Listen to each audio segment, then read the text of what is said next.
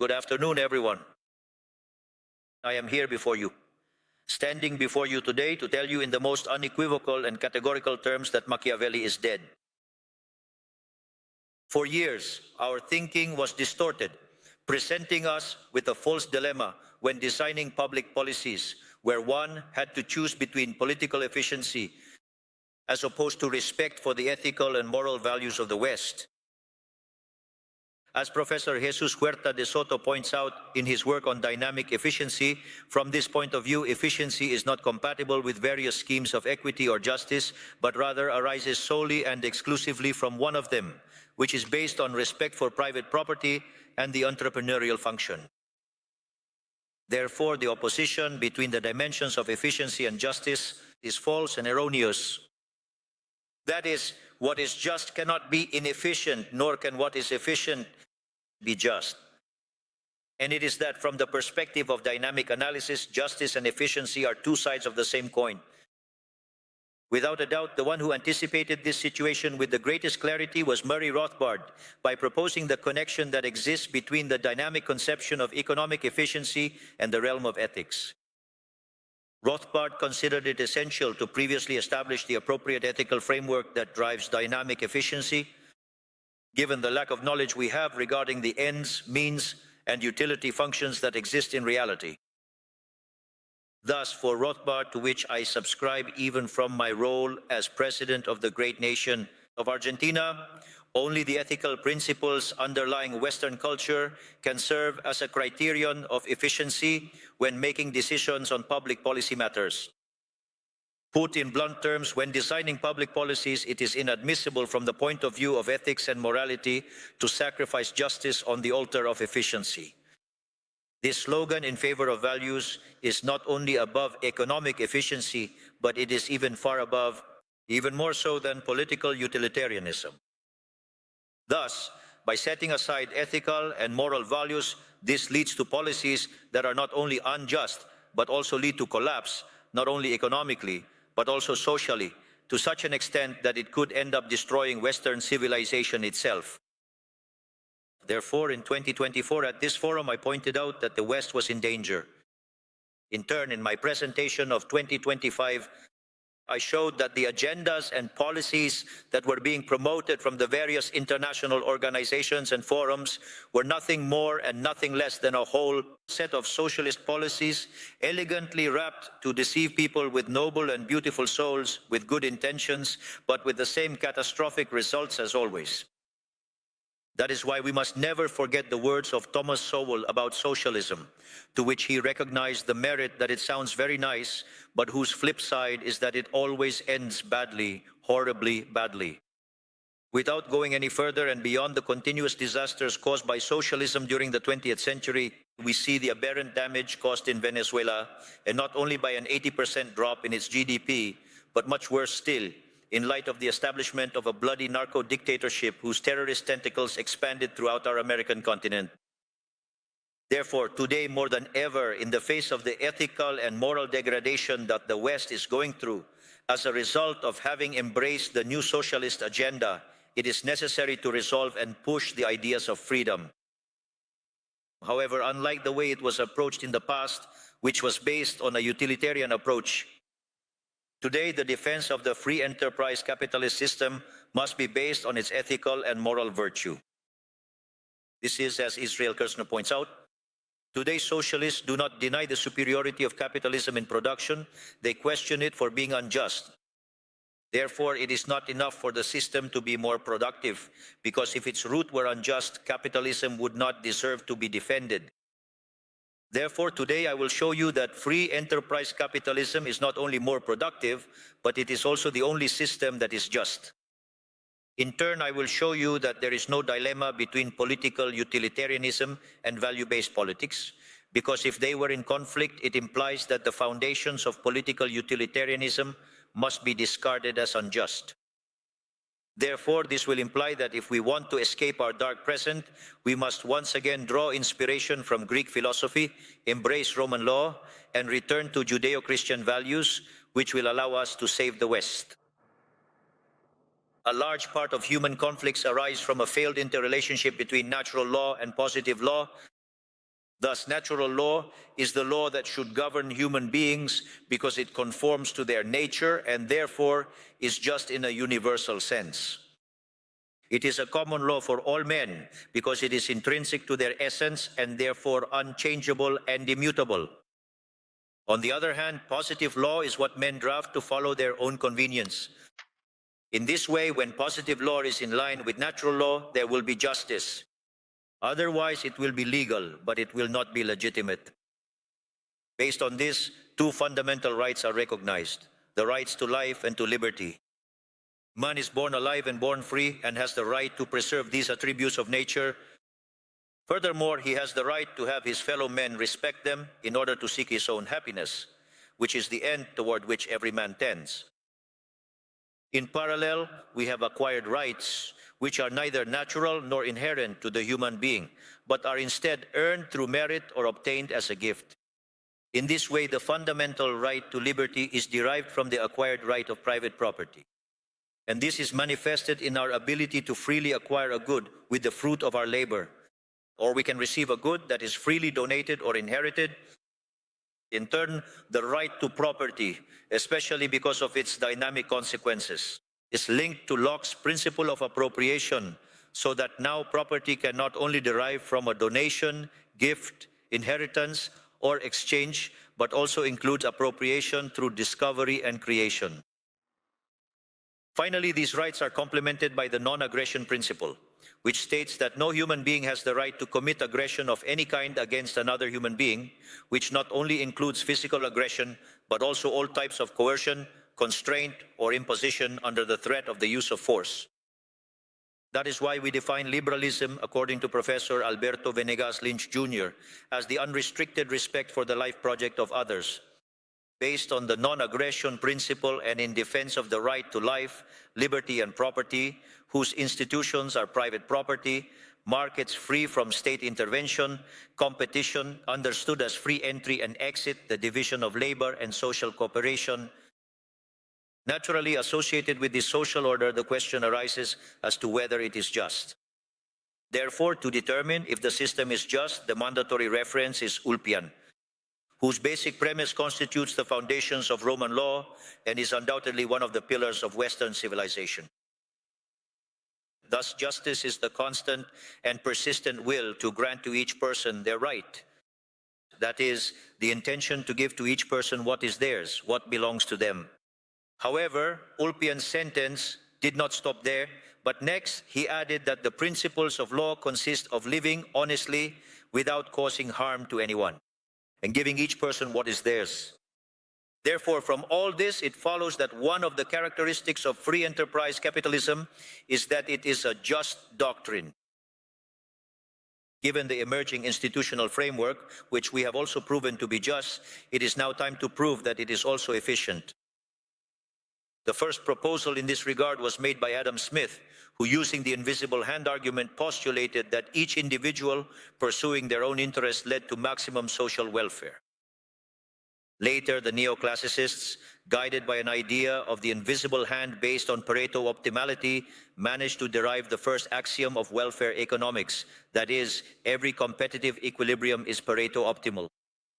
However, this implied embracing a mathematical structure that left the doors open to state intervention, under the good intentions of correcting market failures, which from my point of view do not exist. To this end, the proof developed by Hans Hermann Hoppe, based on property rights in line with Locke's principle of original appropriation, along with the non-aggression principle, is not only satisfactory in proving optimality, but also leaves no room for doubt for intervention. In this way, Hoppe points out that any deviation from this set of rules implies by definition a redistribution of property titles and therefore of income from the users and contractors of goods to non-users, producers, and non-contractors. Therefore, any deviation in this sense implies that there will be relatively less original appropriation of resources whose scarcity is known.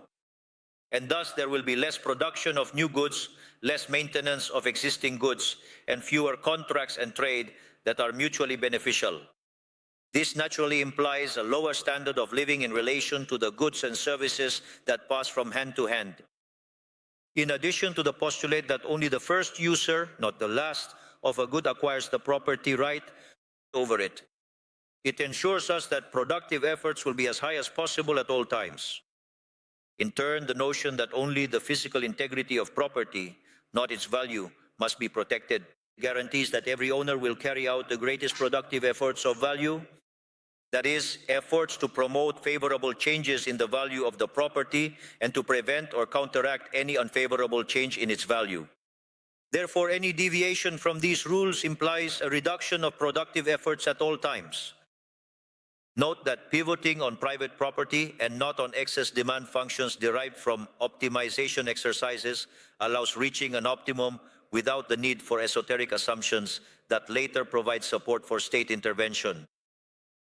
At the same time, it avoids falling into the empirical ridicule of the second theorem of welfare economics, which postulates the independence between production and distribution, as if the choice between capitalism and communism were neutral in terms of outcome. Therefore, having proven that the institutions of free enterprise capitalism, sustained by natural rights, Locke's principle of original appropriation, and the non-aggression principle, are not only just but also efficient, at least in static terms, it is now time to prove that free enterprise capitalism fulfills all these same properties in dynamic terms. Xenophon, as early as 380 years before Christ, pointed out that economics is a knowledge that allows men to increase their estate while postulating that private property was the most beneficial vehicle for each person's life. After that, Xenophon deals with the concept of efficiency, which he approaches from two perspectives. On the one hand, from a static view, he defines as efficient the management of available resources aimed at avoiding waste, where he also highlights the benefit of private property by pointing out that the master's eye is the best formula for fattening his cattle. On the other hand, Xenophon, in his second definition of efficiency, enters the dynamic field, pointing out that efficiency in turn implies increasing the estate. That is, it is about increasing the available quantity of goods through entrepreneurial creativity. This is through trade and speculation. This last efficiency criterion is of fundamental importance for the study of an economy's growth, since unlike a static model in which only what Robert Lucas Jr. defined as deep parameters, that is, preferences, technology, and initial resource endowments, in the dynamic sphere, both technology and initial endowments can vary, and in fact they do so continuously as a result of entrepreneurial creativity. Moreover, a separate chapter is due to the institution of private property, and that pivoting on it, the Austrian School of Economics, from Mises, Hayek, Rothbard, Kirchner, Hoppe to Jesus Huerta de Soto, have demonstrated the impossibility of socialism and therefore debunking the phantasmagorical idea of John Stuart Mill that postulated the independence between production and distribution. An academic deafness that led to socialism and cost the world the lives of 150 million human beings, while those who managed to survive the terror did so in absurd poverty. According to what has been stated, and in line with the second definition of Xenophon's analysis, economic theory has identified four sources of economic progress. First, we have the division of labor, which was exemplified by Adam Smith with the pin factory. Basically, it is a mechanism by which productivity gains are generated that manifest as increasing returns, and although its limit is bounded by the size of the market itself is positively affected by it. However, it is also worth clarifying that this virtuous process is not infinite, its limit colliding with the initial resource endowment. Second, capital accumulation, both physical and human. Regarding physical capital, the interaction between savings and investment is crucial, highlighting the fundamental role of the capital market and the financial system in carrying out such intermediation. On the human capital side, the focus should not be limited to the educational level, but should also consider the development of cognitive abilities. From the birth of the human being, their nutrition and health, fundamental elements to be able to access education and the labor market. Third, we have technological progress, which means being able to produce a greater quantity of goods with the same amount of resources, or producing the same using a smaller amount of inputs.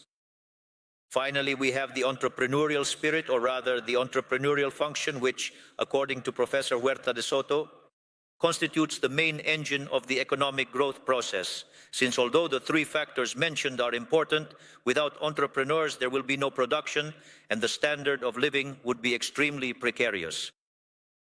Where the entrepreneurial function does not focus so much on short-term efficiency, but rather on the growth of the quantity of goods and services, which leads to higher standards of living. What is truly important is to expand the production possibility frontier to the maximum. Thus, dynamic efficiency can be seen as an economy's ability to drive creativity and business coordination.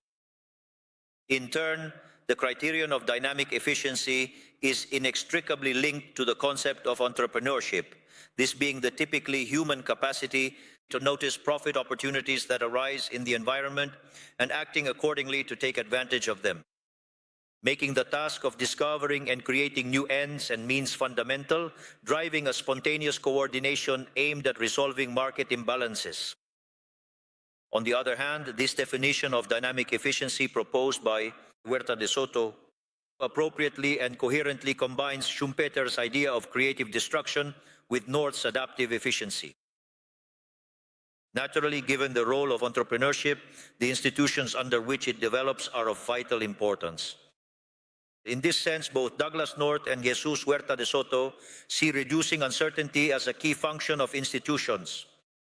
Thus, while North presents it as a set of human-devised constraints that structure social interaction in a repetitive way, Huerta de Soto considers that these institutions, conceived by human beings, emerge from a process of social interaction spontaneously without the design of a single person, which reduce the uncertainty of the market process.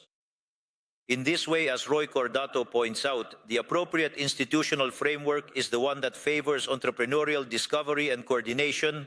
So in this framework, economic policy should be oriented towards identifying and removing all artificial obstacles that hinder the entrepreneurial process and voluntary exchanges. In this sense, given the determining influence of institutions on economic progress, this directs our gaze towards the importance of ethics, since those societies that adhere to more solid moral values and ethical principles in support of institutions will be dynamically more efficient and thereby enjoy greater prosperity.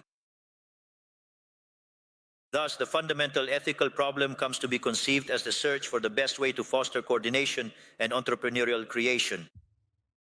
Therefore, in the field of social ethics, the conclusion is reached that the conception of the human being as a creative and coordinating actor implies accepting as axiomatic the principle that every human being has the right to appropriate the results of their entrepreneurial creativity.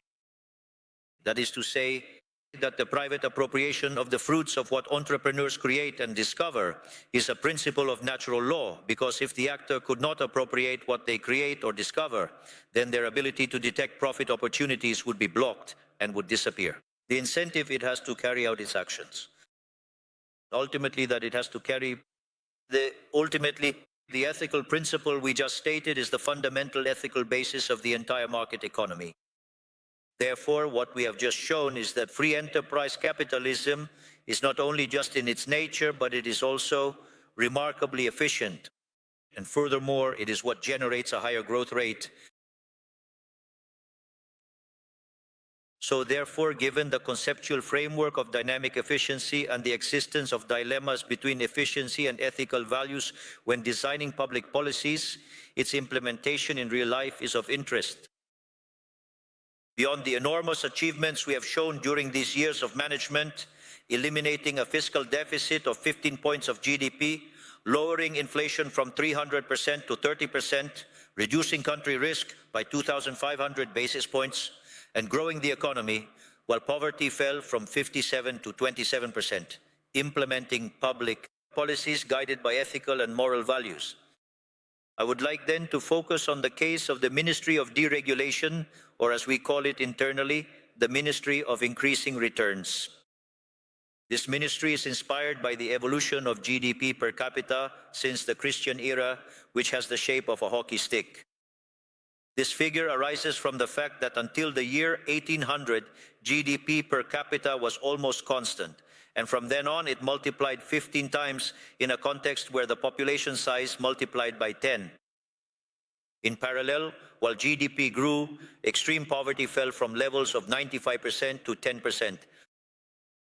However, this marvel implies the existence of increasing returns, which in economics is associated with concentrated market structures. And that is where the public policy dilemma between Pareto efficiency and justice arises. In Pareto analysis, increasing returns imply the existence of non-convexities in the production set, which, let's say, does not allow for deriving profit functions that yield a maximum, so neither the supply of goods nor the demand for inputs is optimal. Faced with this, it is proposed to regulate companies and treat them as a perfectly competitive case. That is, to kill increasing returns and with it, economic growth. Just look at the effects that regulation causes all over the world. The vision based on the ethical values of capitalism points out that if that position was reached through discoveries, voluntary exchanges, and without violating the non-aggression principle, there is no reason to justify intervention. In fact, intervention is a violation of property rights, so by punishing profits, the potential growth of the economy falls. Therefore, intervention and regulation are dynamically inefficient because they are violent and thus unjust. That is why, since coming to the administration in 2023, we have carried out, thanks to the Herculean task of Minister Federico Sturzenegger, 13,500 structural reforms, which today allow us to have a more dynamically efficient economy, which allows us to grow once again. This is Make Argentina Great Again. Therefore, this shows how questionable the Pareto optimality analysis is. Based on it, many consider it appropriate to regulate these concentrated structures, making their results similar to a competitive model. However, as I had pointed out, this implies killing increasing returns, whose unintended side effect is to kill growth. Note that along these same lines, we can address the issues of artificial intelligence. In this sense, such an instrument could be seen as the 21st century version of Adam Smith's pin factory. That is, a booster of increasing returns and with it greater growth and well-being. So the most responsible thing that states can do regarding the issue is to stop bothering those who are creating a better world. To put it more directly, politicians must stop bothering those who are making a better world. At the same time, I want to point out that all the fears associated with dystopian scenarios are nonsense. The answer is Adam Smith. The limit of increasing returns is given by the size of the market. And finally, we must not forget that the implementation of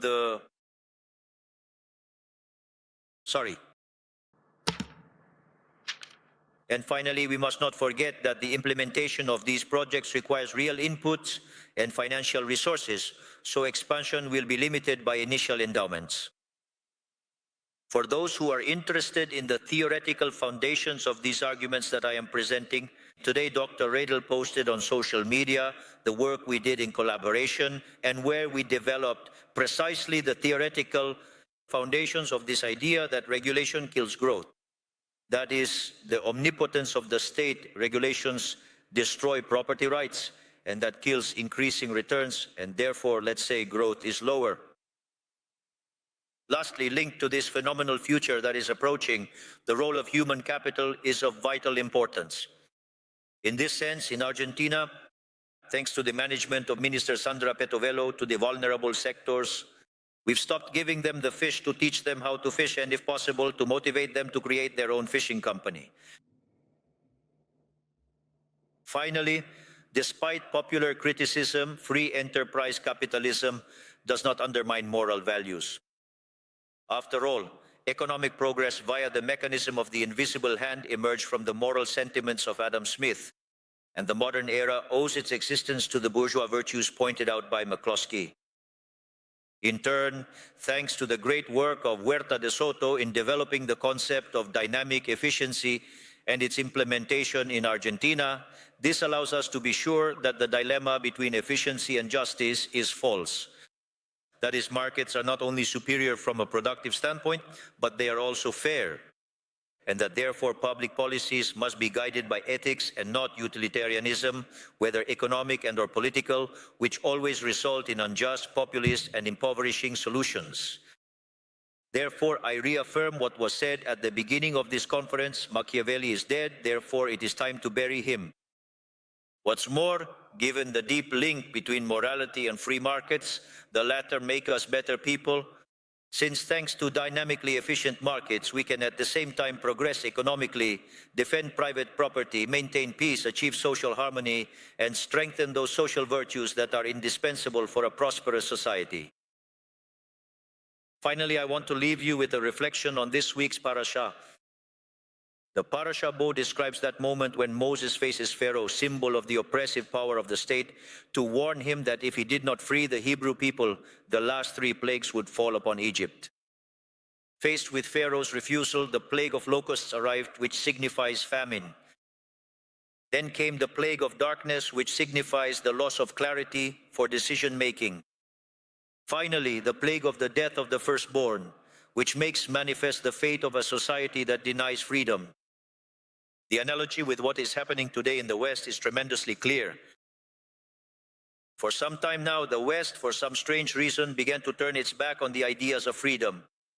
And that is why in this very place, in the year 2024, I stated that the West is in danger as a result of having embraced increasing doses of socialism in its most hypocritical version, which is wokeism. In turn, in 2025, I explained the mental parasites that the left sowed in humanity. However, 2026 is the year in which I bring you good news. The world has begun to wake up. The best proof of this is what's happening in America with the rebirth of the ideas of freedom. Therefore, America will be the beacon of light that reignites the entire West, and with it, it will pay its civilizational debt.